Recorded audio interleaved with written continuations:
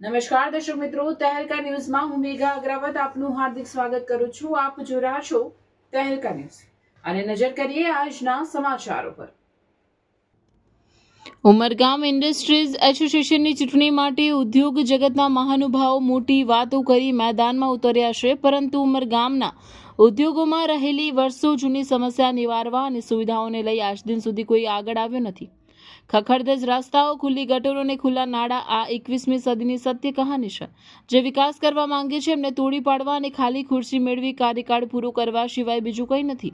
આજે ઉમરગામના ઉદ્યોગોમાં જાહેર શૌચાલય કે પાણીની પરબ પણ નથી, છતાં અહીંના ઉદ્યોગકારો દબાણમાં આવી એકતરફી મતદાન કરે છે. આ તમામ દ્રશ્યો ઉમરગામના ઔદ્યોગિક વિસ્તારની કડવી વાસ્તવિકતાના છે. ત્યારે વિકાસની ગાથાને વાચા આપનારા નેતૃત્વની ખાસ જરૂર છે, એવું વિચારવું પણ જરૂરી છે.